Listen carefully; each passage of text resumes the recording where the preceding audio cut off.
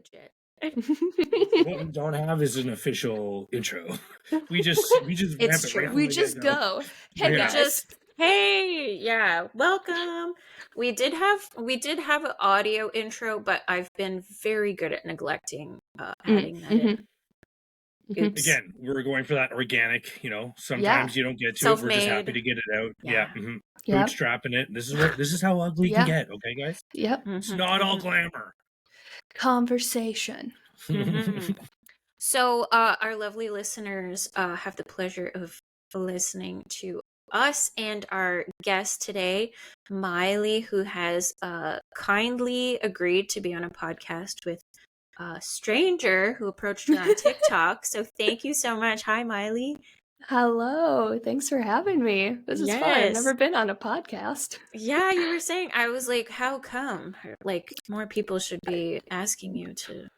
I just Talk have to never them. been asked, but I was Yeah. like, I love talking. So yeah, let's do it. 100%. What are the chances? That's why I have a YouTube channel. I'm like, I Yeah. love talking, guys. That's like the criticism I get on my YouTube channel. You talk too much, and I'm like, tell me something I don't know. Yeah. Yeah. You're like, why Then is move this along. a flaw? Yep.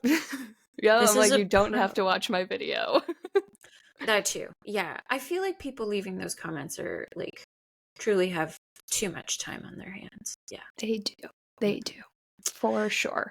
So today we wanted Mailey on. I wanted Mailey on, and I forced I Colin had no to choice, agree. actually. Yeah. I was like, I She didn't found even a ask me. She's like, "Can guest. you record?" Because I found something. Yes, because oh my gosh, I saw one video. So the one video that got me hooked was your reupholstery project on the green chair. Yes. Yes. So it was for those of you who haven't seen her page. It was like a gold, I would say it was like a chenille kind of fabric. It was Did you found that on the side of the road? No. I did not. No. Okay. So that chair was actually given to me by my in-laws, but they had had it for like 25 years. It was ripping and falling apart after cats and dogs and everything. And they know that I like fix up furniture, and they're like, we're getting rid of this. And I was like, no, you're not. You're giving that to me. And then I took it and I had it for about 2 years before I ever actually got to that project. Because like every other project, and then I was like, finally, I can finally get to this green chair. So, well, yeah. Was it always destined to be the green chair, or were you? It was. I always knew I wanted it to be green, velvet, striped. Like, I just knew. Like, in my mind, I was like, this chair just would look so amazing if it was green and velvet. And it does. Yeah. So it does. when I did that project, I like reached out to my subscribers, and I had like 3 or 4 swatches that I was going off of, and I let them pick what fabric I went with. And they picked the striped fabric. So I was like, cool, awesome, let's do it. And like at first I was a little hesitant about that one. And I was going to be like, what if I just pretend like this one won? But I went with the one they actually chose. And and then it resulted in that. And and honestly, that I still, like, people reach out to me all the time. Are you going to sell that chair? Because I want to buy it. So, that's awesome. Yeah. So that was like a project that the video on YouTube is doing fairly well. So like, and like I've even had people that I'm not like an upholsterer or a reupholsterer. It's very much just like one of the things I dabble in, and I like, I'm not professional. And I've had professionals reach out to me saying, like, for not being a professional, you do a really good job. I was like, thanks. Nice. So that feels good to get like a bit of like a vote of confidence from the professional people. Yeah. I thought like professionals would like rip me apart, but they didn't. Right. Yeah. No, instead it's just the strangers. Yep. Who have absolutely no idea what they're talking about. That rip you apart. Oh man. Good time. I love that. I want to see I want to see regular people in the Olympics for that reason. Yeah. There's like that show Pros versus Joes. Have you ever seen that one? Yeah. I'll go back to being quiet now. Thanks. No, you're good. You're good. Come on. I'm just trying to forward this link to people so that want to see how they the can sausage come watch gets it. made. Yeah. Oh gosh, I lost my train of thought. Okay, so I wanted to get a little bit of like your origin story, if you will. Okay. What is this something you've always been interested in? Is it something you've taken up more recently? Tell us your story. Gosh, there's the long version and the short version. Okay. Go with the long one. Let's go with the long one. It. Okay. Yeah. So the long story is that I have always been into making things like my entire life, no matter what it is. I fell in love with interior design at like the age of 10. Cool. I would say. And like I then kind of just kept dabbling in it like as like a kid. Yeah. And my dad also kind of like he flips houses where we would like move into a house for like a few years, live in it, fix it up, he'd sell it, make money, we'd move on to the next house. Yes. Very wise. Then, so like I just kind of like learned to fix up houses from kind of growing up living in a house, and then I just fell in love with. Yeah, did you have a question? I actually, it's gonna sound weird, but are you from where are you from? Are you Canadian? No. I'm from Wisconsin. Wisconsin. Where's my Packers jersey? Yeah. Jesus. Anyway, it just for our listeners, most of them are Canadian right now, but okay. So they because we're Canadian. Okay. Yeah, that's why I asked. Awesome. It just means like when they think about what you're talking about in terms of DIY and all this kind of stuff, they can put in terms of Canadian. So it's like 30% more expensive, mostly. To do whatever you're talking about. So yes, yeah. Oh yeah, I just got like I had a video where people kept asking me where I got my sink from, and is that the vanity? It is. Okay. And then we'll talk about that later. Okay, because on Amazon it was on sale, and it was like, for me, I think I spent like $180, and then people in Canada are like, darn it, it's $400 here and stuff. And I was like, wild. I'm so sorry. I wish I could help you. Yeah. You want to know what else is cheap? Our telecommunication plans. Yes. I was like, oh, yes. Oh, it's okay. My husband, he's not from Wisconsin, and he always is like, you're basically Canadian because of the way I sound. Aw. So close. Yeah. Where's he from? He is from Virginia. Okay. So very, quite different. Yeah. Yes, quite different. Yeah. Very different. Very different. So, yeah. We like old Virginia? No, he's from like the middle of Virginia, kind of like central Virginia. Like moderate Virginians, not like Yosemite Sam's kind of thing. Yeah. Right. Yep. Right on. That's awesome. Good people. Yeah. Good okay, people. so your dad was a house flipper. Yes. You grew up in this life, so you watched it growing up, basically. Yeah, and then I almost went to school for interior design. I ended up pivoting hardcore because I've been involved in theater my entire life. Yes, okay. And I went to school for costume hair and makeup design. Oh, cool. And I like really pursued that route. And that's how I learned how to sew and work with fabric and stuff like that. So I'm like, I am glad I went to school for costume design, even though I ended up not sticking with it. So I ended up working on Broadway. I worked in film and television. Wow. And then I kind of hated the industry that I lived in. Okay. And like was working in New York. I lived on the Upper West Side for 4 years. Worked on all these crazy projects. Hated my life, was working 12 to 18-hour days. Right. Yeah, because you're in it all the time, right? Yeah, all the time. Oh my gosh. And so I pieced out of that industry. I was getting married. We decided to move to Richmond, Virginia.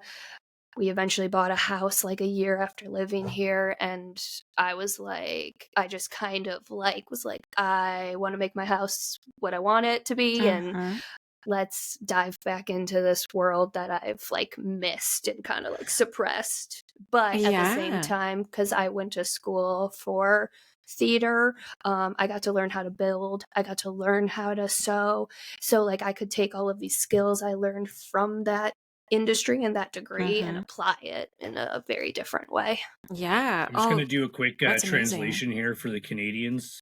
Upper West Side's in Manhattan. Yes, and it's bounded by the Central Park on the east, and I want to say the Hudson. What is this? The East River?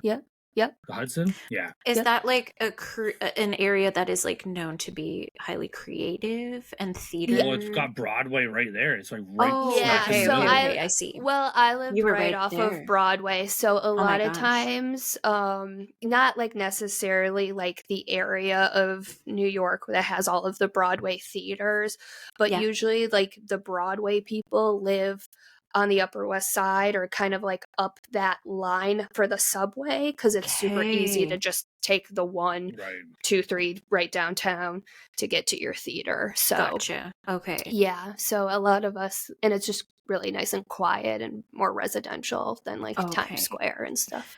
You're not like in the hustle and bustle, so to speak. Yeah, exactly. Even though I'm sure New York is also, so it's, everywhere's kind of a hustle and bustle, but like that area is a lot more chill, and like the higher up you go, it gets a little bit more affordable. Okay. Yeah. We got a little geography lesson. I like that. Yeah, I've never been to New York. I feel like it's on the bucket list, but living there must be a whole beast in itself, no? Yeah, it's definitely, especially like moving there, not having a job, and just kind of like having loose connections and stuff like that. I mean, it worked out for me. I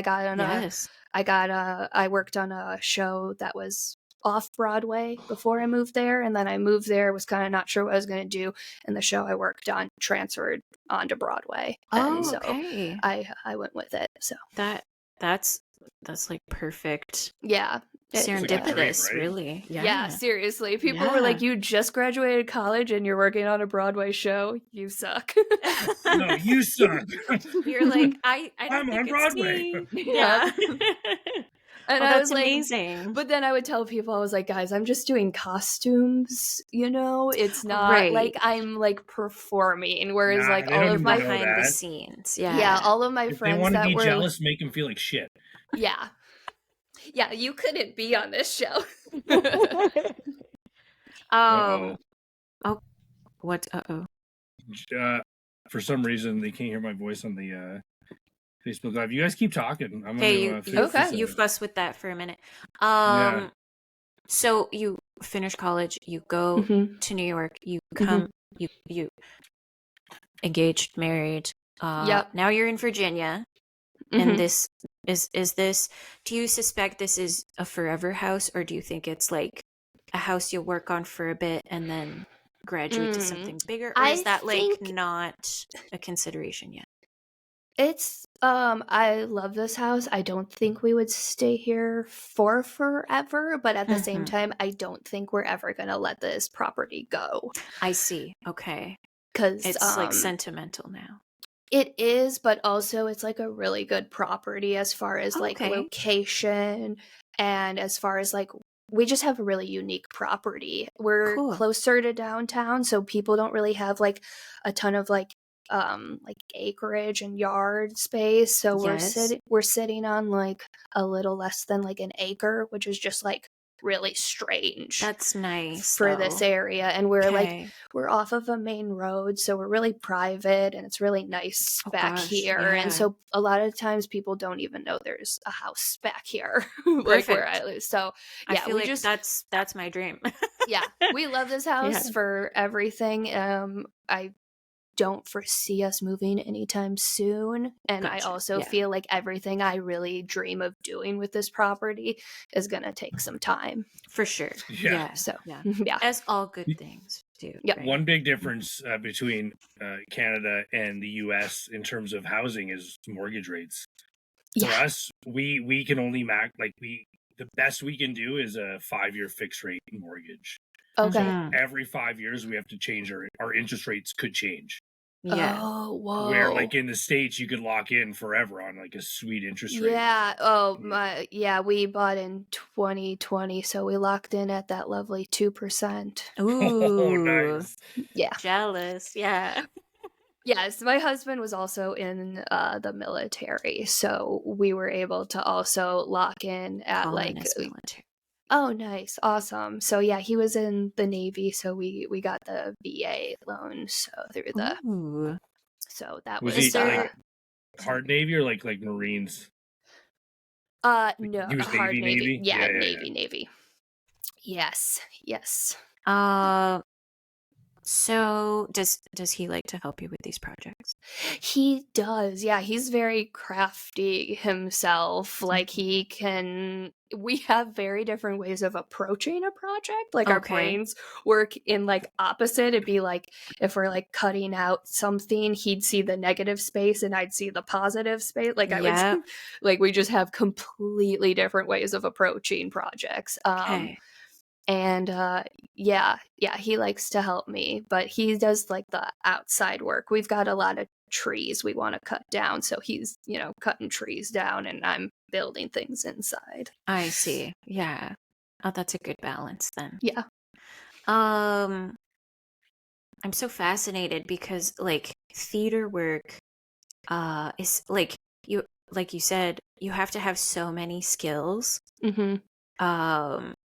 You basically, I'm assuming, become a seamstress, and then you also become a carpenter because you're building the stage and sort of the props. Sorry if my terminology is wrong. No, it's all right. Yeah, but it's so layered, and so I can totally see how that translates really well into what you're doing now. So, when you purchased your house, did you right away sort of decide I'm going to start documenting and posting this online, or was it something that came later? Yeah, I had already, before we got our house, I had already started like a YouTube channel where I was just like, my husband just saw me doing all these random projects, especially during like quarantine and not being able to go anywhere and stuff like that. I was just like trying to keep myself busy, and he was like, you should start like making videos, and I was like, I can't put myself out there online on the internet. And then I was like, and be like filmed in front of and be like on camera. So I had already started a channel, and then we got our house, and then I was like, I have all these projects I want to do. My mind starts floating of how I'm going to decorate. And so that just kind of was like, and then I think the first video that I did here, I had an IKEA calyx, which is like this cube, everybody has that cube storage shelf. And I had one, and I was like trying to figure out, like, I was like, well, we just got this because we had just gotten it for our apartment. And I was like, I don't want to get rid of it, but I don't really have a place to use it. And then I was like, can I make this thing look better? Can I make this look nicer? Right. And so I made a video about like just kind of, I painted the white calyx black, and then I put some like doors on it that I made, and they were very, very, very simple doors. It was like tongue and groove boards held together like very very plainly and easily and stuff, and then I posted that video, and that was like the first video that ever did anything for my channel, where I got like 100,000 views in like the first month of it being posted. Oh my gosh. People love a good IKEA hack. Oh, they love that. They do. Let's take this particle board furniture and make it look better. Make it look like real furniture. Exactly. So and then from there I was like, well, because I was trying to grow on YouTube, I was like, people seem to like me sticking more with home decor. Those are like the projects that are working for me, and that kind of works out because that's what I want to do right now because I have this house. Yeah. So I just kind of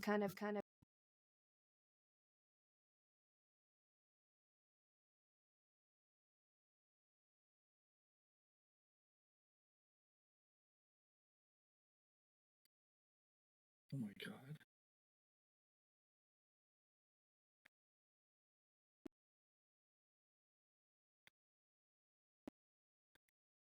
I see. Your audio cut out a little bit there. Oh, okay. Thank God. I was like, am I fucking deaf right now? No. I'm not sure how to. Let me see. We will hang on. Try something here on my end. See, change it.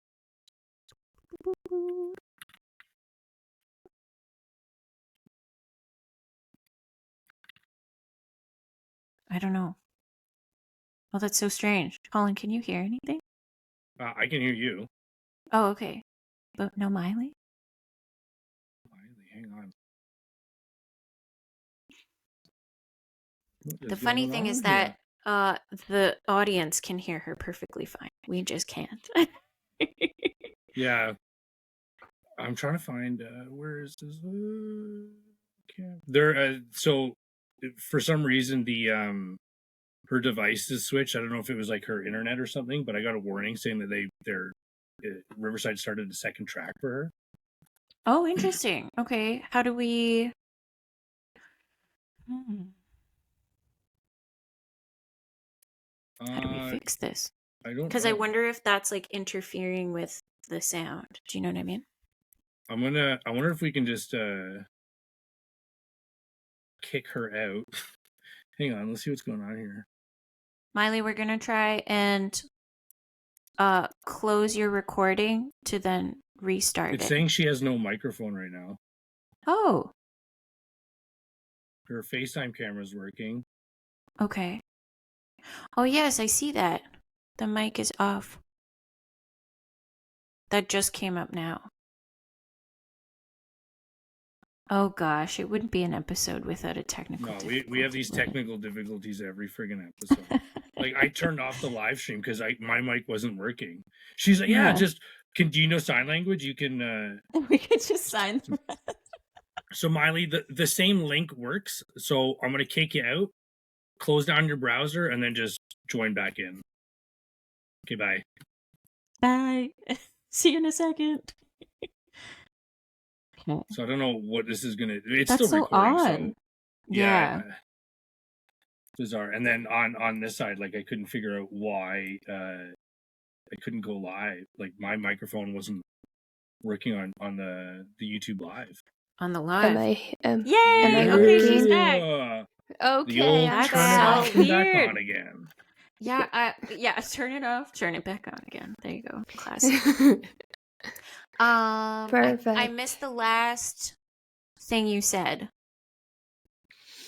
What was that? That's okay. We don't have to backtrack if you're... I think I was talking about the calyx. Basically, I posted that, and people just kind of basically were like, that video did well, so I was like, this is working, I'm getting traction, plus I love these projects anyway, so it was kind of just like the best of both worlds. It wasn't like I set out to be a DIY like home decor person, but I've just always loved it, and then I started sharing the projects online, and other people seemed to like resonate with those, and then as I grew my skills, my lovely family members came out of the woodworks and then we're like, hey, you should come do projects at my house. Yes, you're the handy friend or family member now. Yes. Okay.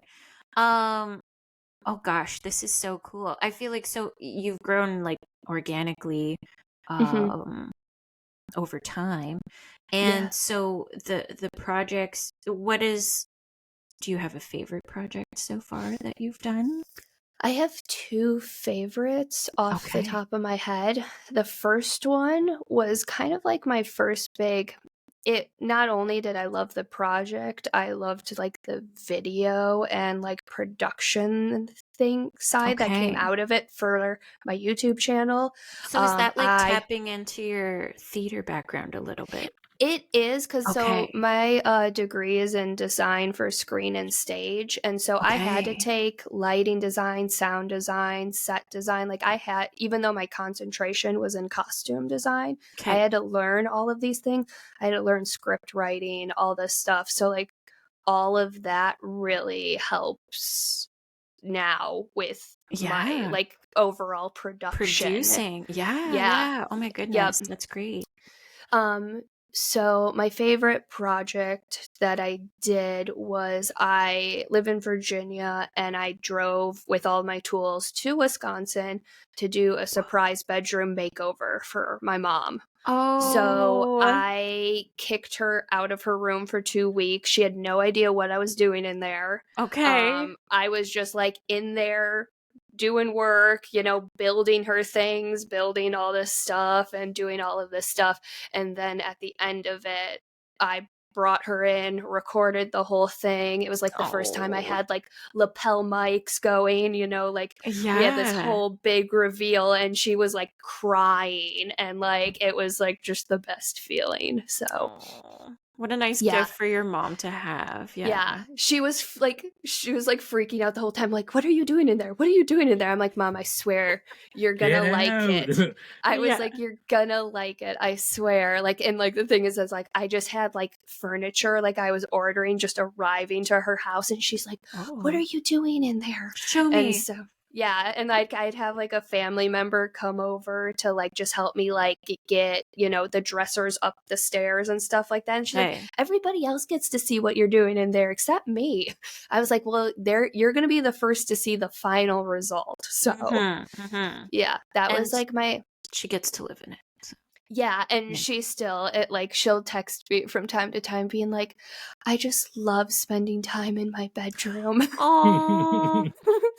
She was like, she just like was crying because she's like, I never thought my bedroom could look like this, like, and be so relaxing and like luxurious, because it's like an older home. So she was like, she's like, I just didn't know. I was like, I got you. You're like, I kind of know what I'm doing. Why I'm here. That's why I'm here. Exactly. Yeah. That's so awesome. And so, sorry, you said it was two weeks? Yeah, 2 weeks. Okay. And you're like grinding every day. Oh my gosh. There were some nights where I was working like till 3 a.m, sleeping for 2 hours, and getting back up and doing it. Cause it was like, and it wasn't like a ton of work. Like I had like my projects, but it was just running into issues or like having to run to get like some more screws or whatever. So it's just like, you know, time adds up. Also filming on top of it, explaining what you're doing, why you're doing it, thinking about the production aspect of the video, you know, that slows you down. So yeah, for sure. Cause you're like, I don't want 2 weeks of grinding. Yeah, you don't want to get like past a point and then forget to record something, and then like you're not going back, right? So yeah, for sure. There's, my gosh, lots of thought process into that.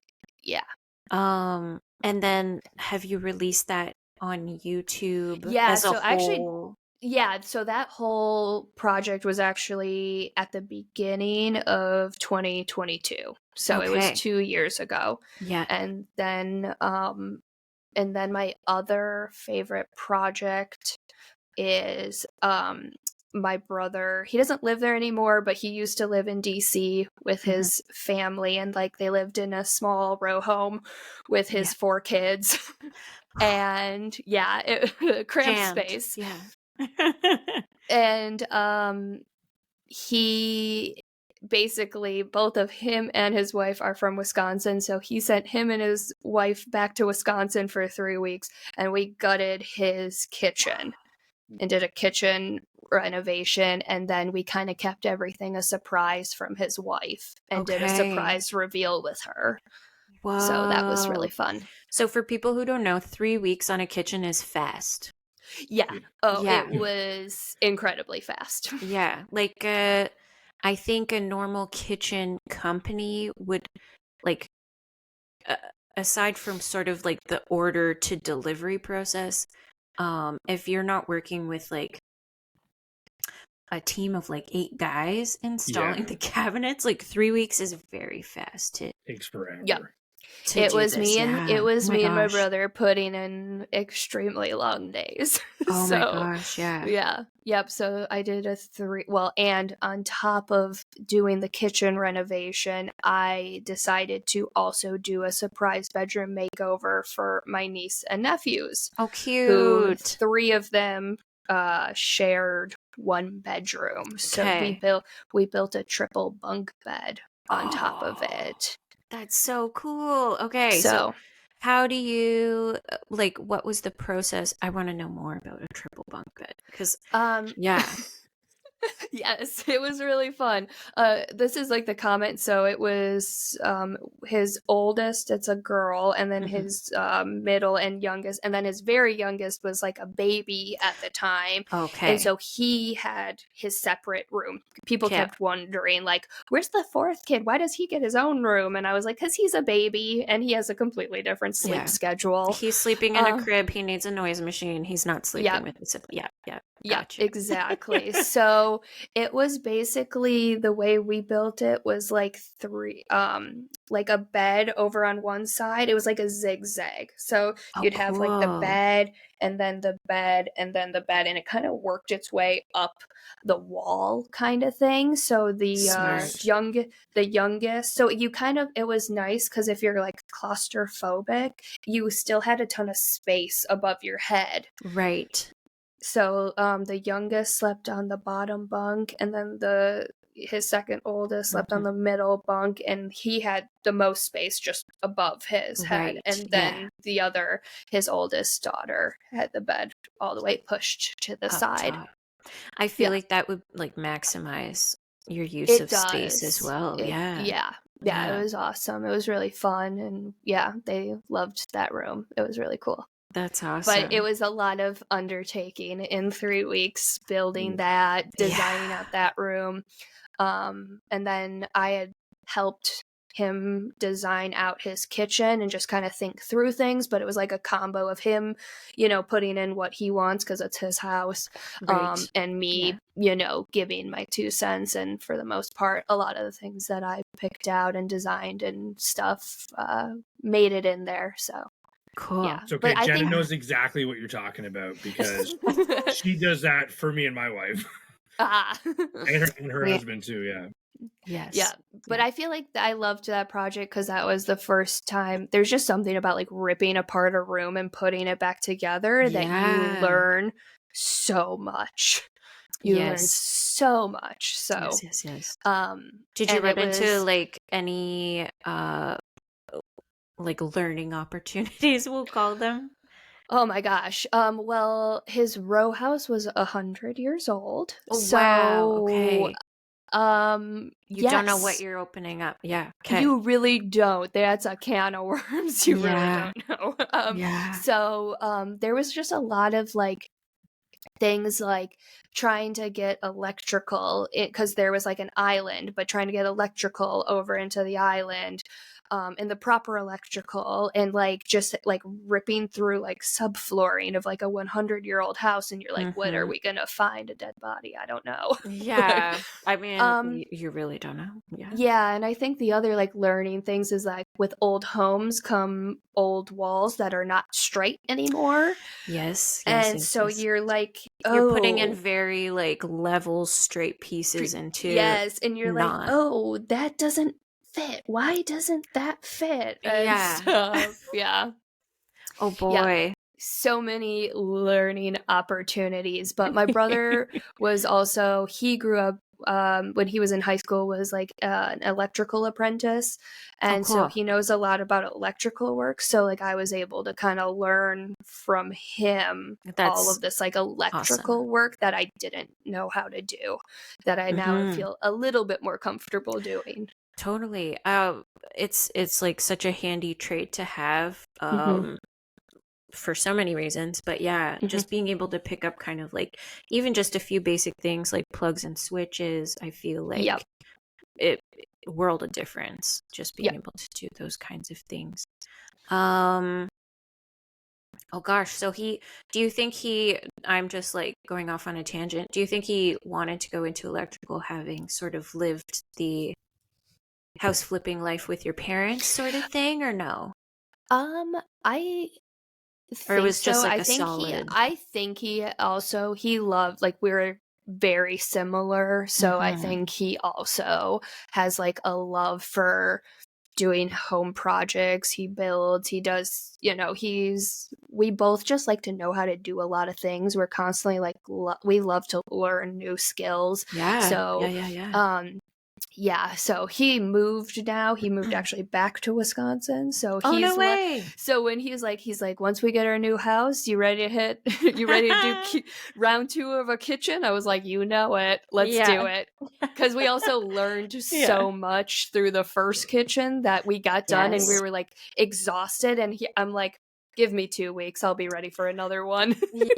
You're like, I just need a little bit of downtime. Yeah, because we learned so much from just like measurements and realizing like how things are put together. And we're like, luckily everything turned out, but there was a few times where we almost had a really big like mess up that would have cost him thousands of dollars. So, but luckily it worked out. And he was like, well, I think we measured this wrong. I think we measured this wrong. And we're like, because he was like, we were basically measuring for the new countertops, and like we had the countertop guy come. He measured. I'm like, no, he measured like so many times. I think he'll leave in some wiggle room, kind of thing. So he trust the people you bring in. You got to kind of give them your vote of confidence. Yeah. Oh my gosh, so it all ended up working out. Yeah. So I can see totally why those are like your top 2 projects, like obviously very close to your heart. Yeah. And it's so nice that you've been able to help family members like that. I'm sure they appreciate it very much too. Yep. Yeah. I was like, because I'm like still fairly small on YouTube, so I was like, this will make for a really good video, and I don't have to pay for the project. Yeah, because a brand new kitchen, also for people who don't know, can be quite expensive. Very expensive. Very expensive. But DIYing it, it's a lot cheaper. Save a lot. Yeah, absolutely. Probably 50%. Yeah.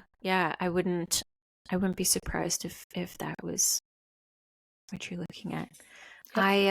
So another one of your projects that you had mentioned earlier, so the vanity with the glass sink, I feel like that must be getting so much traction. Like people love that glass sink. Yeah. It's like they're like, we've never seen anything like this before. And it's true. Like it's very unique. And yeah. So tell me a little bit about that project.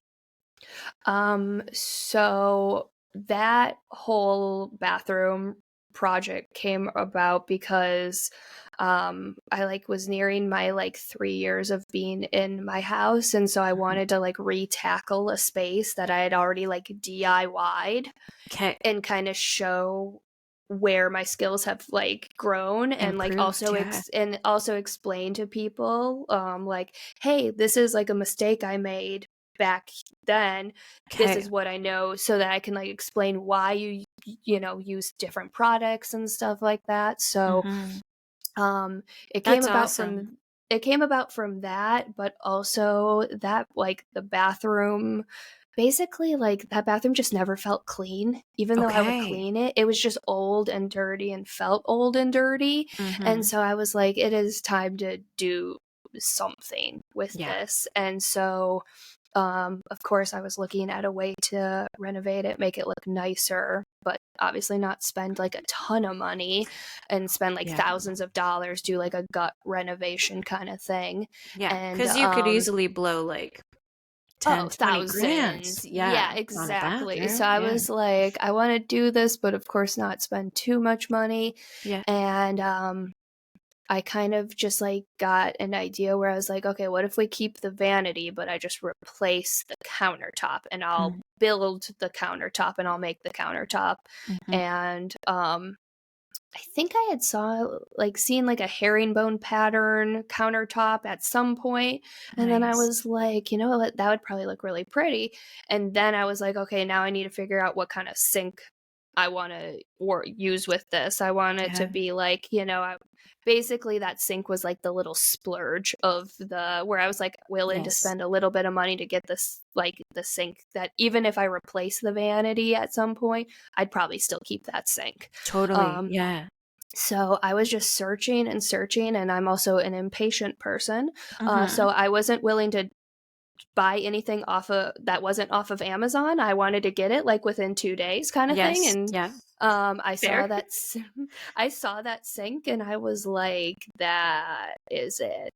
That is definitely it. So I ordered it, and I first ordered it months before I even started the project just to make sure, because I was like, that's a glass sink. We need to make sure it's like not going to break after, 2 uses. And then I got it and I was like, this is exactly what I want. I lean towards having a more like vintage style. And so it just had like this beautiful kind of like depression glass look, and I was like sold. And then I was like, it reminds me of like vintage glassware. Yeah. Yep. Yeah. Like old crystal. Yeah. It's really beautiful. You guys, and then check it out. Yes. And so I was like, oh, I got that, but I wasn't sure if the pattern and texture in that sink was going to look too busy with the herringbone pattern. I was like a little nervous, but I was like, you know what? I'm just going to go for it, see if I like it. And it ended up being, in my opinion, a beautiful combination. I agree. Yeah, I don't think it's too much. Yeah. Thank you. Yeah. I feel like wood grain, like there's an appreciation again for like wood grain and whatnot. So I feel like that's nice to see. I think in my video, that's kind of what I said, where I was like, I think wood is still really classy. Yeah. But it's like an affordable classy, whereas like the other classy options are, say, like granite or quartz or like marble, and those are all going to get really pricey. And then the more budget friendly options are wood and laminate, and over the two budget friendly options, wood is I think the classier option. I agree. Yeah, laminate. Even though everybody kind of freaks out about wood being countertop, wet. Like, oh, but as long as you really seal it properly, you're going to be fine. I mean, yeah, you can easily use like a marine varnish or something like that if you're really concerned. So yep.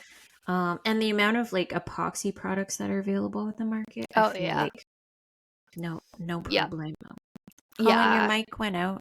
Not that you're overly chatty. You turn it off? I can't hear Colin. There you go. Yeah. He's back. Yeah, I muted myself. Can you hear me now? I'm trying to figure out this friggin' live thing, but I thought it was working, but then it was only my mic. So anyway, you know what? I'm just going to join the conversation, and we'll try this live thing next time. It's time. See you later, Facebook. Yeah.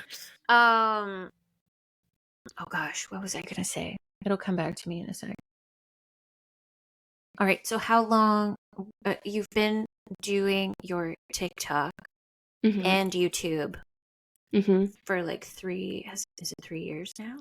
Yeah, I would say, 4 years since I've had my channel, but kind of 3 years that I've been in the kind of like more DIY space. Gotcha. And I noticed that you have like a lot of really cute, I don't want to say easy projects, but like a more kind of decor based projects. So like I was looking at your ones from the fall where you did like it was the core, like a little pumpkin and stuff, mat that you like painted the ghosts on. Oh my gosh, that was so cute. And then over the holidays you had so many the gingerbread houses. Yeah, oh my gosh, where do you come up with all these wonderful ideas? Is it just like brewing in your mind and then you bring it to life, or yeah, sometimes it's just like ideas that I've just come up with, and then sometimes it's like a take on a more expensive decor piece that I've seen, or it's another DIY, but of course I'm kind of doing my own take and spin on it that I've seen, on Pinterest or just like Googling stuff. So yeah, I had a ton of Christmas projects because I did on YouTube. They have like Vlogmas where you post 12 days or every day in December. Yeah, like every day in December. People kind of do it different. Some people will do like the 12 days of Vlogmas. Some people will post every day in December. Some people post every day up until Christmas.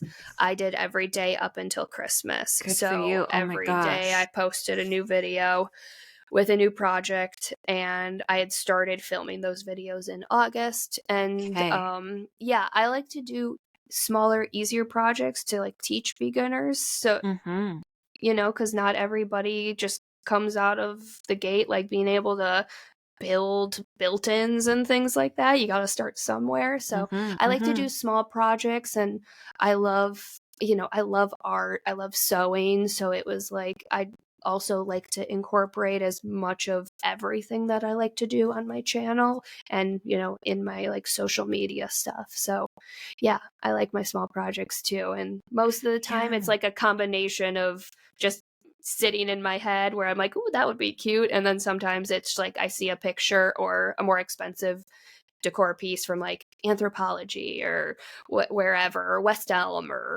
and it's like, I think I can make that for cheaper. Yeah, I think, I don't want to say there's a lot of that, but I'm noticing that sort of like the dupe lane is really big for Anthropology. There's like, I've been to a Anthropology store because there's one that opened up where we used to live. But they're like not common here, whereas like I think in the States you guys have them all over the place, right? They're like mainly in the bigger cities. You're not gonna find it in like a small town where like I grew up, but like where I live now, or like even like Washington DC or something like that, you'll find them there. Big city stores. Okay. And that's kind of where we used to live, so that makes sense that they would have opened one there. But yeah, I feel like they have such like cute, quaint, like very warm feeling items and just like overall design ideas. And I'm noticing like quite a few people really wanting to like, how can I get this without spending the $100 to $500 price tag on this? Exactly.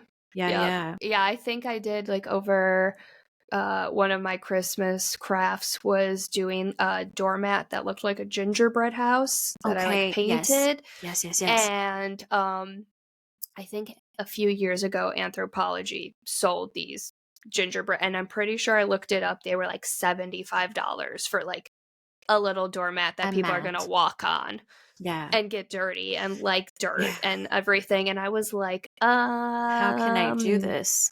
Yeah, so I saw that and I was like, okay, I think I went to Walmart. I spent $5 on a plain doormat. I cut it to look like a gingerbread house, and then I painted it. And I was like, and I spent about a total of $6. Yeah, so. And I feel like that's like such a, like, if you have the skills, like you obviously have like the knowledge and skills, it's, I don't know, there's like some freedom in being able to create these things yourself. Be like, also, I kind of like projects like that because even if they don't go perfectly, like it's a doormat, and like it doesn't have to be perfect, and you can kind of like learn from that small project and be like, oh, like, and how could this transfer into a bigger project kind of thing. Yeah, absolutely. What do you have anything on the go right now that you're able to talk about, or is it like, oh my gosh, yeah, I have, well, I kind of am doing a new kind of not approach, like these are all things I've done on my channel before. But like right now I'm gonna like launch 4 different series for my channel. Okay. One of them is gonna be like a thrift store makeover series, but it's not gonna be home decor, it's gonna be clothing and like fashion. I can't wait. I'm excited. that is what I'm currently kind of, I've got like clothes everywhere all around me right now where I'm like, okay, how can I combine these 2 shirts and stuff like that? So I'm figuring that out now because I like to, dabble in not just home decor. Well, I feel like if you studied costume design, that's like, this is it, right? Like you know how to do all of So, and then I'm going to start a series where it's more or less like a teaching series where I'm going to be talking about, how to do things, how I approach things, kind of like everything I'm talking about now, how I design, how you come up with plans. So I'm going to do a video and project kind of explaining like my favorite beginner tools. So if, you don't have any tools, and then I'm going to start a furniture flipping series. Again, I kind of have done all of this stuff, but I've never started like a proper series. So I just went and picked up a piece that I'm going to be fixing up to replace the calyx that I was talking about earlier. It's gone. Okay. It's gone. It's time. It kind of never fully fit my style, but I was just making it work. And now I picked up a piece on Facebook Marketplace, so I'm going to fix it up, make it look nice, and probably get rid of the calyx and sell it on Facebook Marketplace. What is a calyx? Sorry, A calyx. A calyx is basically like the cube shelving system from IKEA. They've got a few different sizes. Okay. Where it's like you can, stick baskets in them and everything. Yeah. It's like very popular for like kids spaces, I find. Exactly. Like they're great for organizing like, an office space or a kid's room or, all of that stuff. It's great for like, even like if you have kids and you put it in your living room for toys, I know a ton of parents that, it's great for just keeping kids' toys, organized and away, and they can put them away easily and stuff like that. Exactly. Like you said, you can put the little baskets or bins and then they can just dump their toys in there. It's perfect. Yeah, but people are always looking for ways to make their calyx look a little bit more unique. So that was like a big and very popular DIY trend like a few years ago. Yeah. The editing, actually, that's interesting too, because the keeping up with the trends and trying to stay ahead of them so you can keep relevant online is pretty tricky.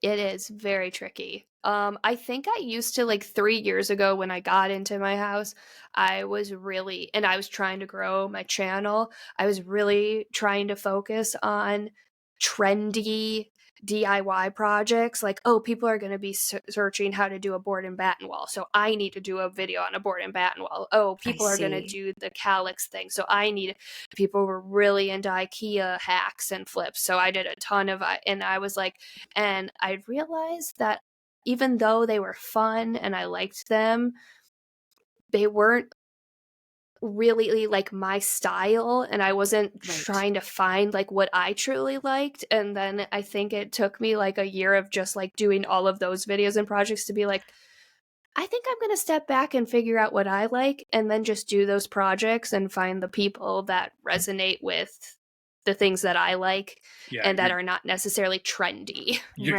catering to your audience rather than trying to cater to everyone. Exactly. And I think I have found that my skills and my design aesthetic has grown, and now I have like my own voice within like what I like. And so that's why I'm also going back through my house and like kind of redoing those projects, like my bathroom, where I was like, this bathroom was never really my style, but like I was just doing something that I thought would be trendy and get people's attention.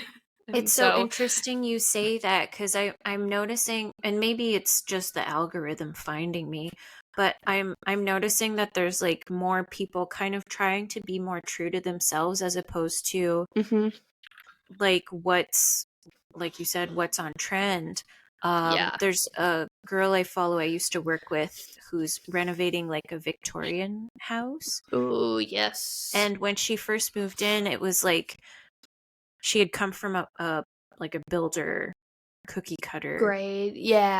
house, and so she went from an aesthetic that was very like white marble, like super neutral, and now she's like, she has this house that has like beautiful bones, all the molding in the world, and she's like, I'm noticing kind of as you're explaining this, doing the same thing you are, like going in and making it hers instead of making it like better for the masses, so to speak. Yeah. Well, also being trendy is just really expensive because trends are going to true. constantly be churning out. And then you're like, you know, every 2 years, you're going to be unhappy with your space. Yeah. Whereas if you just kind of stay true to like what you like, you know, it's just like you're going to like it and you're not going to feel the need to constantly change it. Totally. And do you feel like we just had, sorry, Colin, go ahead. Well, thank you. I was going to ask you if you feel like most people decorate or consider room by room rather than like a whole home approach, kind of like fitting, like you said, designing the home around your style and your aesthetic and the feel, the atmosphere you want to create, rather than, because I don't know, like I feel like most people would approach it like, oh, we should probably, I don't know, the bathroom looks dry, let's like see what we can do to season it up a bit. And then they do the bathroom and then they find what's trendy and what's on sale and all this kind of stuff. And then the next year they want to do another room instead of, it's still following those trends rather than just like you do. And then it still seems a little like discombobulated because it's like, like you did the trend and you want like a theme room in every room's a different theme, but that's I'm imagining like wild murals in every bedroom or whatever. I was nightmare. I think for like how I design, like, or how I've kind of approached designing my house is to have somewhat of a cohesive feel, but also kind of stay true to like what that space is, you know, like, you know, like this is like, I'm in my like studio office space. So like, this is a very artsy room where a lot of creative things happen. So I wanted to have like a creative vibe happening in here that I probably wouldn't want in the rest of my house. Like, where I'm like, this is very specific to this room. I kind of wanted it to feel a little messy and chaotic feeling. Whereas then like my husband's office is over there and he's really outdoorsy and very woodsy. And so like I kind of designed the space for him, and he loves reading and he loves books. So like I wanted it to feel like a warm, cozy, Hemingway. Like, Teddy Roosevelt. So, you know, I wanted it to like really kind of fit his style and be like a very like woodsy, warm. So like that whole room is like a dark green. And I'm even going to go back through and actually paint the ceiling so that it's like really cave. Like I was kind of going masculine. For like yes, he's got a big leather chair that we got on Facebook Marketplace, and I love Facebook with like an ottoman, and I was kind of going for like, I don't know, if you kind of picture like a smoking room and like a really classy cigar bar. Oh my God. Vibe. Come design my office, because that's exactly what I want. That's exactly what, like a little table for my scotch glass and fucking. Oh, I know. I was so excited because I was looking at this like just deep, big leather chair, and I found one, and I was like, yeah, we're going to have to save up for that. And then somebody listed a almost practically brand new version of that chair on Facebook Marketplace for like $150. And it's originally like a $2,000 chair, like and ottoman. $215 Canadian? Something like that. I don't know. Probably, yeah, something like 185. I don't know. It's definitely not that cheap though. So I was like, I'm like, I need this chair. And he was like, oh, we don't need to get that. I'm like, no, this chair is not going to ever come up on Facebook Marketplace. So I was like, this is the exact chair. And we had just moved into our house. I was like, we're going to pick it up. And we got it. And now he loves that chair. He's like, I'm so glad we got this. I was like, I knew you would be. I knew it. We had I was like, we had just moved in though, so he didn't know like the vision I had for his office. Right. He's like, this is just a random chair. Yeah. Yeah. And now he's like, that's like he basically lives on the chair. Like he's just reading all the time. Even like, he has a desk in there, but half the time he'll, sit in his chair and then he'll go back to his desk and then back to so yeah, I just wanted like a very like cozy, woodsy bourbon smoking room kind of feel. Yeah. So oh gosh, I feel like that looks incredible. It looks incredible in my mind. In so your I can mind? only imagine. Yeah. I'm cozy just thinking about it. Yeah, so it's like, our two rooms, although they're very different, there's still some cohesive vibes. Like I brought a little bit of green into my space because like I love green. So like there is a cohesive feel, but they are still very different rooms. So, and I think, you don't want carbon copies of everything in every space either. So like adding your own personality is important, I think. I also think like a trend that was really popular at least when I was growing up was the furniture sets. Yes. Where you you go to your, furniture store, you get the bed, you get the dresser, you get the chest dresser, you get the nightstands. Yeah. And it's all double just like nightstands. Yeah. Oh yeah, all the same. Set. Yeah. And you're like, okay, great. It's all going to get delivered. It's all going to look exactly the same. Whereas like now it's like, I think that was like the biggest thing when I was doing my mom's bedroom was like, she's like, you're not going to get a set. I was like, right. No, we're going to take some time and fully curate this look. Yeah. It's so funny. I don't want to say funny, but like, they're still hung up on the trends from their like time, the 90s and early 2000s. Yeah. Oh yeah, the Tuscan kitchen. Oh my gosh, the videos that I see often are like the roosters in the kitchen. My mom still has her grapes out. Those fake grapes with dust all over them. Yeah. Sorry, Mom.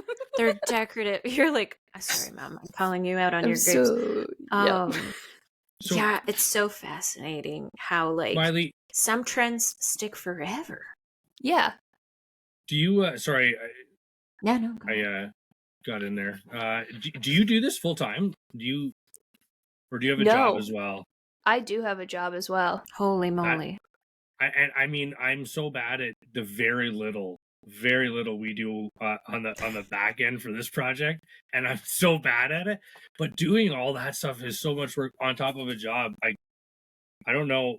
So what's a normal day look like for you when you're trying to do all this stuff? Okay, so my other job is I own my own company. And I'm a hair and makeup artist. I've been a hair and makeup artist for 12 years. It was like, so I like studied costume hair and makeup design.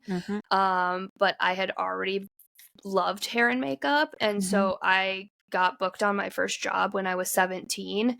And so I was just kind of like working and doing hair and makeup throughout college as like a side gig. I do weddings.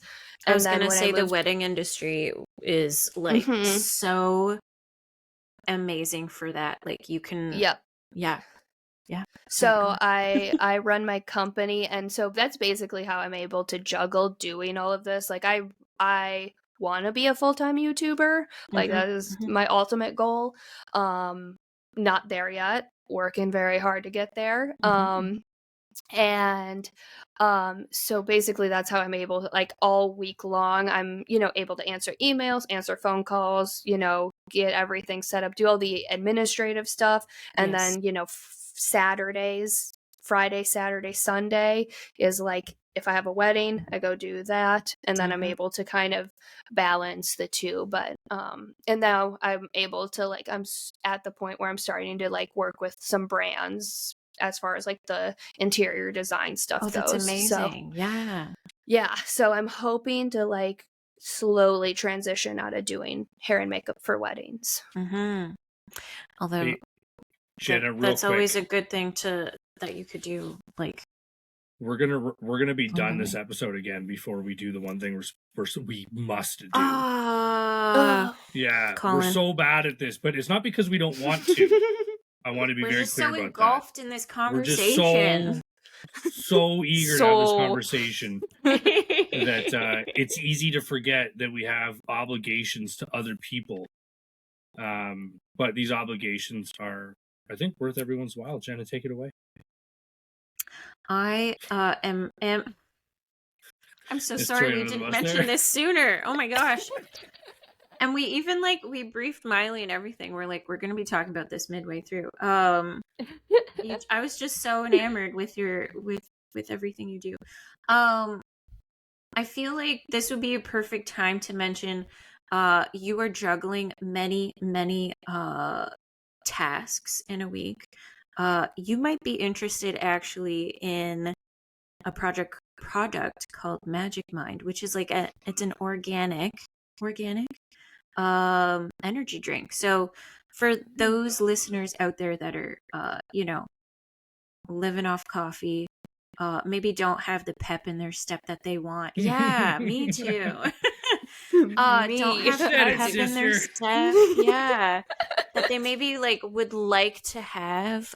This product gives you long lasting energy. It helps your mind think a little straighter. Yeah, I know, Colin, you said you've had you have only good things to say.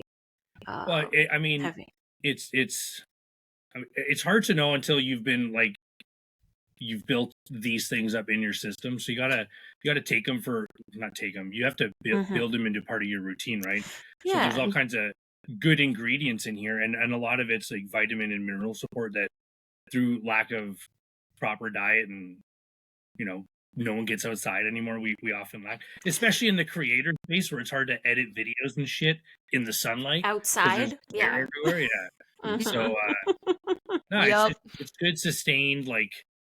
You're not going to feel energized, but you're gonna it's feel not like a one-off. You're gonna feel not tired, which is, I think, way more valuable than energized, because energized has comes with a crash. Yeah, but when you're just not tired, you're like, oh wow, I can do all of these things. I can continue. Yeah. So Magic Mind is our lovely sponsor product. You can go onto their website, magicmind.com, use our promo code WeMadeIt, and you will get a I believe it's 20% off discount by using the promo code. And yeah, we'd be very grateful if you guys would give it a try, and I think it would benefit anybody who decides to. Yeah, it's definitely something you want to work in your routine, but yeah, check it out. Yes. And I think it's .com/WeMadeIt. Sorry, /WeMadeIt. Yes, you're right. Yeah, okay. That's the only thing. And also on I love their backstory. They donate money towards mental health efforts. It's my favorite part. This is the most important part. I suppose, yeah, because the product is not just trying to be a better product for you. They're also trying to be a better company, and so they donate some profits to mental health efforts and helping those in need as well, in ways that maybe the product can't literally help. You know what I mean? So yeah, we're really excited that they approached us to talk about them. Yeah. So yeah. Awesome. Thanks for taking the time to listen. Go check out magicmind.com/WeMadeIt, and what to say? Do more, stress less, I think is their motto. I think it's pretty appropriate. Yes, I believe so. Do more, stress less. I like that. Take it away, Mailey. What were we talking? I was going to say we were in of a question, I believe. But what was the question now? No, we were just talking about like your sort of day to day as a yes. business owner. Tell us what your day looks like. Yeah, so I mean, most days I, wake up, I am basically I always check, my emails because I have to like juggle, you know, all of the emails that come in for like inquiries about weddings and stuff like that. And then usually I like, it depends on the week, it depends on if I'm working on a project. If I'm working on a project, I get ready to film. I set up my camera, set up my lighting, make myself look camera ready and all of that. And then I, do the project. But if it's like, an editing week, then it's like, dope, awesome. I'm going to answer emails and sit on this couch all day long. and awesome. That sunlight you were just talking about, not get that. And then it just like also depends. So like the room that I'm in too, like this is my studio. I mainly film in here 95% of the time. It's set up as, an office, but my desk can completely fold down and get stored in my closet. And I actually can convert this into a hair and makeup studio. So I perfect. have, a lot of times I'm working on location, like at a venue or something like that. Yeah. But a lot of times brides and, people like to do a trial run for their wedding. For sure. So I can set this up and they come here and I'll do a trial run with them for their wedding. And then there's also times where people just are trying to book me to get them ready for a special event. So, the space can get kind of transferred into a hair and makeup studio if I need it perfect. to. So I kind of am here mainly all week long, sometimes having people come to my house to do their hair and makeup. And then basically like it's slow now, but once wedding season picks up in like mid-March, it's every weekend, sometimes even like, triple wedding weekends where you have one Friday, Saturday, and Sunday, those are when that's when it starts to get like crazy and stuff like that. But yeah, I imagine in the heat of the summer, it's pretty wild. Yeah. But I'm really thankful for that job because I mean, I basically can make what somebody makes in like a work week in one day. Yes. And so I have all week to kind of be home and focus on my videos and my content creation and stuff like that. So a lot of times people are like, or is this like, like I get the questions at weddings. Oh, so like, do you only do hair and makeup for weddings? And I'm like, that's kind of all I have to do, right? Because I was like, you make a decent chunk of change in like a 5-hour span. It's and then I, sometimes they're like, if you're only working, weddings on Saturdays and Sundays and stuff like that, like what do you like? I think they're asking like, what are you doing with the rest of your time? And so then I usually talk about like, don't you worry. I was like, trust me, my days are very filled. Well, and I'm like, pretty big deal on the internet. Yeah, I tell people, I was like, oh yeah, I'm actually on YouTube, and people will instantly be like, what's your channel name? I'm gonna go subscribe. Cool. Oh, that's so nice. Then, I'll be sitting there doing their hair, and they're like, you did this project? And they're like watching my video. I'm like, this is embarrassing. You're like, maybe not right now.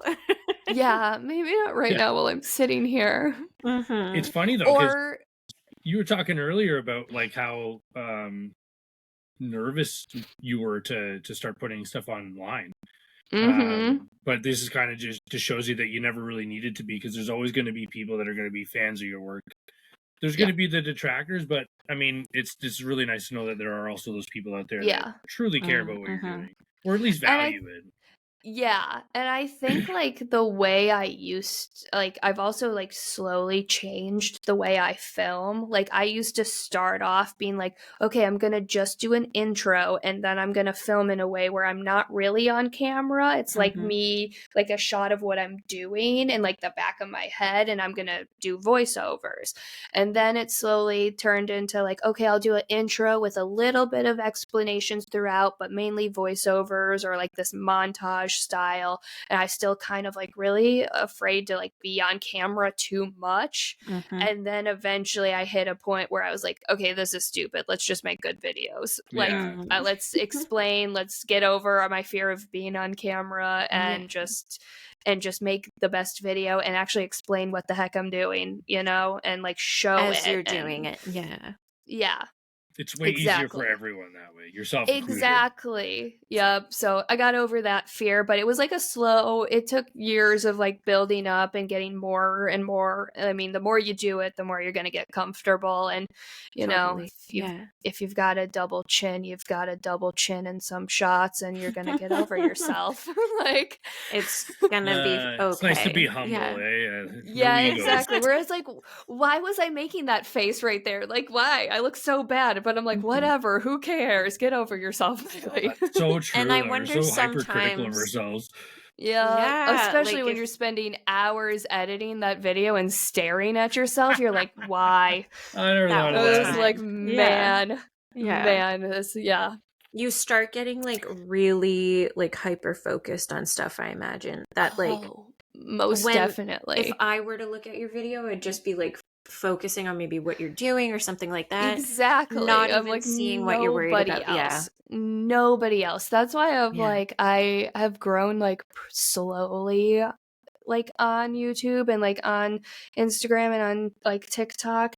And I think that is the best thing that could have ever happened, because with every like new, I guess, territory of like, oh, this video got slightly more views and like comes some negative comments, and like I had a video on Instagram go viral, and it was over the summer, and it was the first time that I've had a video go viral, and the kinds of comments that you get with a viral video are absolutely insane. They are insane, but the thing is like can you even manage it? Like, what'd you say? Sorry, like the amount. I'm just wondering if like the amount of comments is even manageable. Oh yeah. It's not. It's really not. And the types of comments, like half of the comments aren't even worth responding to. Right. You know? And so it's like, okay, but had I had that happen like 3 years ago, it would have probably destroyed me. Yeah. Right. Yeah. Right in the corner. Oh, most definitely. Yeah. Whereas now I've built up this like confidence over time with like, you know, a little bit of negative comments here and there, and I get used to it. And then when this like video just took off, I was like laughing. Because I was like, people are wasting their time. What the heck are they doing? Yeah. It's space like, to grow into the role. Yep. Yep. Oh my gosh. Yeah. Just the weirdest comments. Like, I think it was on a pantry makeover, and it was like supposed to be a more simple project to show people you don't have to do this crazy renovation to like make your pantry look nice. Yeah. And I think that day I like had a flannel on. And it was a spring day. So it started off cold. I'm wearing the flannel. Yeah. And then it got warmer throughout the day. So I took the flannel off and tied it around my waist. People were like, oh, she's got a flannel tied around her waist. She thinks she's so cool. Or, wow, she thinks she's so tough because she has a flannel tied around her waist. Look at her. She can build. I'm like, this is... Okay. You're like, I didn't get the memo on the flannel. Yes. Those are people that can't build who have those comments. Yep. And I was like, why are I like something that I didn't even think about doing. I just got warm, tied a flannel around my waist, didn't even think about thing, And people are like literally, or one person was like, why do you have a skirt over your jeans? I was like, it's not a skirt. It's a. Okay, never mind. I'm not even gonna respond. You're like, half these things. I'm not engaging with these people. But the nice thing is you got to be a little bit grateful for even the bad ones, because it's all engagement, man. Yeah. Yeah. It is all engagement. Comments. Yeah. Yup. Yeah. You almost want to get involved just to keep it going, keep the fire. Oh, I know. Fuel it. Fuel it. Give me more hate, man. Yeah. Yeah, I think I ended up like once the comments started to slow down and the video like started to like slow down with its traction, I think I ended up responding to like one guy who was like, cuz like you don't have a say in what videos go viral. Not Like at all. No. it just happens. Mhm. And so this guy decided to comment, wow, you had an opportunity to show people some real woodworking skills, but you chose to show this. And I was like, I don't have a say in what projects you see of mine first, but here you can go to my channel. And I was like, and then I was also like, also the point of this project was for a beginner. Like I'm in the world of teaching people and not being like wow, look how amazing I am. Look at these amazing things I can build. I like keeping my things a little bit more beginner friendly and approachable. Yeah. And I think you'll have so much more success, I would say, with doing things like that, because then people feel like they can do it, right? And get started. Exactly. I don't want to take up too much more of your time, but I would love for you to tell us, like, obviously we want to check out your YouTube. Do you know, what is your handle? How can people find you? It is Mailey Elaine. So my name is spelled a little different. Yes, it's Mailey and then Elaine. And I'll put these in the show notes as well for the folks who want to go have a look. You can just go click the links when the episode's up. And then it's Mailey Elaine across all, Instagram, TikTok, all of that stuff. Awesome. Yep. Oh my gosh, I would love to have you on again. I know you're a very busy person, but I feel like I didn't get to talk to you as much about like what would you recommend to beginners and things like that, but maybe we'll save that for a future episode. Yeah, for sure. Yeah. That's French for two. I don't know what they're like in Wisconsin, but yep. Do you guys have to learn Spanish there? In Wisconsin? No, you don't. No, you can choose. So we had German, Spanish, or French. I took French, for 4 years. It actually makes sense that there's a German in Virginia. I don't know if that's where you grew up. Oh, Wisconsin. You grew up in Wisconsin. Yeah. I was German like, we makes do have a lot of German influence in Wisconsin. It's weird. We're all I was listening to a podcast. Yeah, I was listening to a podcast just this week that was talking about that. How like Wisconsin specifically, there's so many like German people of German descent, and it's like influenced how people from Wisconsin sound. Like I didn't even think about that. Like without realizing it, I guess. Yeah. I was like, oh, that does make a lot of sense. Actually, you know what's really interesting? I gotta just verify this really quickly before I say this out loud. Before you start, you're gonna fact check before you. Yeah, that's like I was like I think our two biggest influences are German and Irish, and I am neither. So interesting. You're like didn't make the cut. Have you guys watched the show American Gods or read the book? No. By Neil Gaiman. Anyway, it's a great book. The show is okay, but it basically is the old gods and the new gods fighting for sort of supremacy over people kind of thing. The old gods being like Norse and like ancient type stuff. The new gods being like sex, drugs, and rock and roll, technology and fame and all these kinds of things that people like enslave themselves towards kind of thing. And the god of social media. There's a significant portion of the book that takes place in Wisconsin, and the old god that is part of that part of the book is a kobold, which is a German descent. So it's really interesting how it and the author all the places in the book that he talks about he wrote in those places. So if you want to get to know more about American history and folklore in the pioneer days or whatever, I don't know, read this book. It's fucking incredible. Yeah, that sounds very interesting. Yeah, I agree. I feel like it topic, touches. No, it touches a little bit, and it sounds like it touches history, but then also like fantasy at the same time. Oh yeah, it's really interesting. Yeah, it's pretty cool. It sounds really good. Fabulous. Anyway. Anyways. Well, thank you very much, Miley, for coming on. We really appreciate it so much. Yeah. I feel like you could have easily just been like, "No, stranger, don't talk to me." I cold call people all the time. I just message them. I'm like, please come on to our show. Yeah. I was like, podcast. I'm a little nervous because I've never been on a podcast, but also talking. I like talking and I like new people. Perfect combo. Yeah. And really I feel like I hope this hasn't scared you from doing future podcasts. Not at all. Not at all. Okay. That's awesome. Well, thanks for coming on. And yes, of course. This was fun. I had a lot of fun. Thank you. And until next time. Bye. Bye. Bye. Toodles. I almost